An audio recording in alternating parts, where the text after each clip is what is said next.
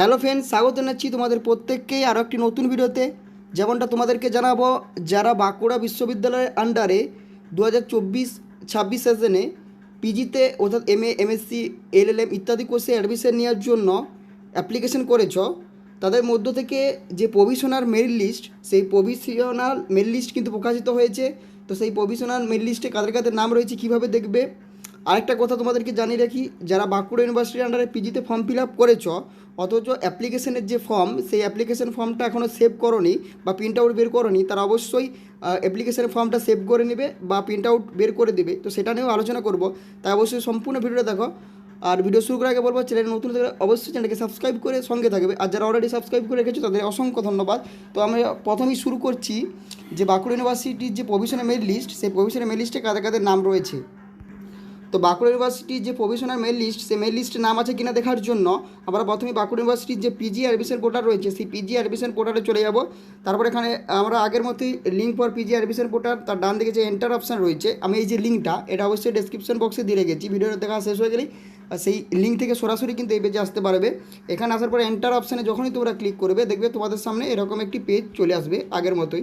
তো এখানে তোমাদেরকে যেটা করতে হবে, এখানে পিজি অ্যাডমিশন 2024-25 আছে, এছাড়াও 2024-25 যে সান্তালি ভার্নিকুলার তাদেরও আছে। তো এখান থেকে তোমাদের যেটা করবে সেটা তোমরা সেই অপশানে ক্লিক করবে। তো ম্যাক্সিমামই পিজি অ্যাডমিশন 2024-25ই হবে। তো ওখানে ক্লিক করবে, তোমরা তোমাদের হিসেব মতো ক্লিক করবে, তারপর এটা এখান থেকে ক্লোজ করে দেবে।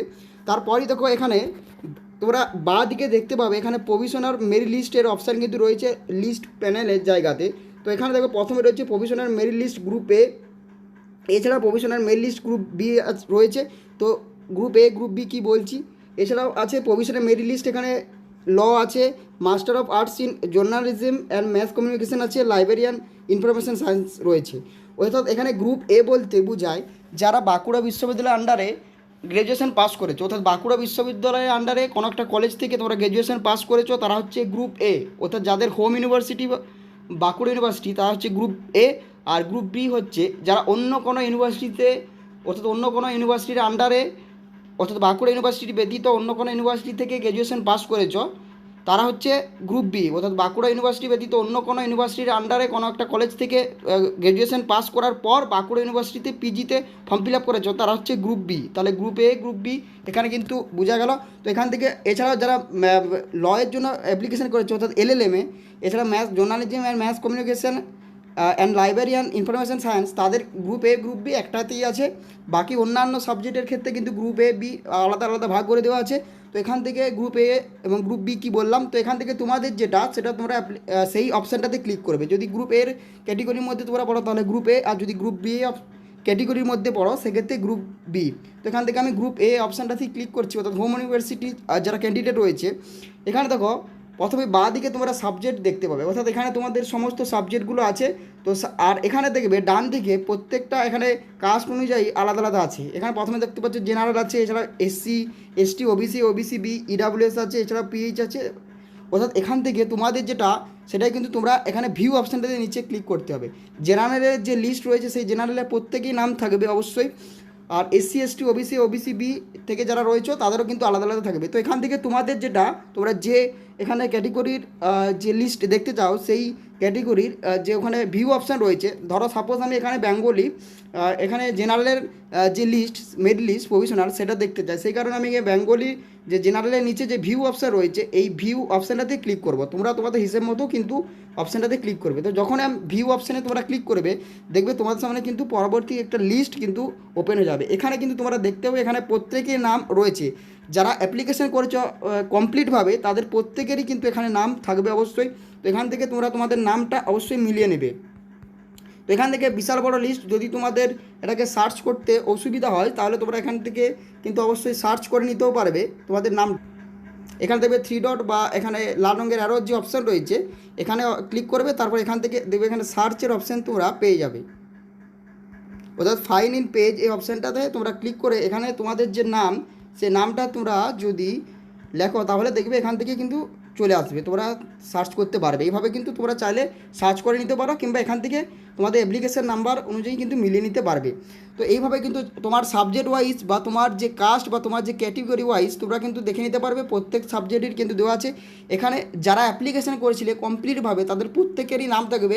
এরপর কিন্তু যে মেরিট লিস্টটা বের হবে সেটা হচ্ছে ফাইনাল মেরিট লিস্ট বা অ্যাডমিশন লিস্ট। সেই লিস্টে যাদের নাম থাকবে তারা কিন্তু অ্যাডমিশন নিতে পারবে। তো পরবর্তী যে প্রসেসগুলো, অ্যাডমিশন লিস্টে যখন প্রকাশিত হবে বা অ্যাডমিশন লিস্টে যাদের নাম থাকবে তারা কীভাবে অ্যাডমিশন নেবে না নেবে, সেই সমস্ত কিছু নিয়ে আমি পরবর্তী ভিডিওতে অবশ্যই আলোচনা করে দেবো। আপাতত যারা অ্যাপ্লিকেশন করেছে কমপ্লিটভাবে তাদের প্রত্যেকেরই কিন্তু এখানে নাম থাকবে। এটা হচ্ছে প্রভিশনাল মেরিট লিস্ট। পরের যে অ্যাডমিশন লিস্ট প্রকাশিত হবে সেই লিস্টে যাদের নাম থাকবে তারা কিন্তু অ্যাডমিশন নিতে পারবে। আর যারা অ্যাপ্লিকেশন করেছ, অ্যাপ্লিকেশন করার পর কিন্তু আমি যে অ্যাপ্লিকেশন সম্পর্কিত ভিডিওটা দিয়েছিলাম সেখানে বলেছিলাম যে বাঁকুড়া ইউনিভার্সিটি আন্ডারে যারা পিজিতে অ্যাপ্লিকেশন করেছো, অ্যাপ্লিকেশন করার সময় কিন্তু কোনো রকম যে ফর্ম, সেই ফর্মটা কিন্তু অ্যাপ্লিকেশন ফর্মটা ডাউনলোড করা বা সেভ করা যাচ্ছিল না। সেটা কিন্তু 18 থেকে 23 তারিখের মধ্যে কিন্তু আমাদের করে নিতে হবে। অবশ্যই যারা অ্যাপ্লিকেশন ফর্মটা সেভ করোনি বা পিডিএফ আকারে রাখোনি বা প্রিন্ট আউট বের করনি তারা অবশ্যই বের করে নেবে। তো যদি তোমরা না জেনে থাকো আমি সেটাও দেখিয়ে দিচ্ছি, আশা করি অনেকেই বের করে রেখেছো অলরেডি বা সেভ করে রেখেছো। তো অবশ্যই 23 তারিখের আগে কিন্তু সেভ করে নেবে। তো যাই হোক, এখান থেকে আমরা ব্যাক করে আমরা আবারও কিন্তু এখানে অ্যাডমিশন লিঙ্কে এই অপশানটাতে চলে যাচ্ছি। অ্যাডমিশন লিঙ্কে অপশানে যাওয়ার পর এখানে স্টুডেন্ট লগ ইন বলে যে অপশান রয়েছে, স্টুডেন্ট লগ ইন অপশানে যাবো। তারপর এখানে অ্যাপ্লিকেশন নাম্বার এবং পাসওয়ার্ড দিয়ে আমরা কিন্তু এখান থেকে সাইন ইন করে দেবো। তো যখনই আমরা সাইন ইন করে দেবো দেখবে আমাদের যে আইডি সেটা কিন্তু অবশ্যই এখানে দেখতে পাবে, ওটা লগ ইন হয়ে যাবে। তো একেবারে যেটা করতে হবে আমাদের নিচের দিকে যেতে, তো একেবারে নিচের দিকে যাওয়ার পর এখানে প্রিন্টের অপশান পেয়ে যাবে। এই প্রিন্ট অপশানটাতে ক্লিক করবে। প্রিন্ট অপশানটাতে ক্লিক করার পর দেবে এরকম অপশান চলে আসবে। তারপর এখানে পেপার সাইজ যে লেটার অপশান রয়েছে, লেটার অপশানটাতে ক্লিক করে আবারও পেপার সাইজ লেটার এই অপশানটাতে ক্লিক করার পর এখান থেকে কী করবে তোমরা এটাকে এখানে A4 করে নেবে। ওটা IS0 A4 বলে যে অপশান রয়েছে এই অপশানটাতে ক্লিক করবে। ক্লিক করার পর এখানে যে পিডিএফ অপশানটা রয়েছে এই পিডিএফ অপশানটাতে ক্লিক করে তোমরা এটাকে অবশ্যই তোমাদের ফাইলে অবশ্যই সেভ করে নেবে। তো এইভাবে অবশ্যই যারা এখন অ্যাপ্লিকেশন ফর্মটা সেভ করোনি তারা অবশ্যই সেভ করে নেবে। পরবর্তীকালে যখন এটার প্রয়োজন অবশ্যই হবে, যখন ভেরিফিকেশন হবে তখন কিন্তু এর প্রিন্ট আউট বের করে নিয়ে এটা কিন্তু নিয়ে যেতে হবে। তাই অবশ্যই তোমরা সেভ করে আপাতত রেখে দিবে, পরবর্তী সময়ে এটার প্রিন্ট আউট বের করে নেবে। তো যাই হোক, আজকে ভিডিওতে এইটুকুই বলার ছিল। দেখা হচ্ছে পরবর্তী ভিডিওতে। Thanks for watching this video.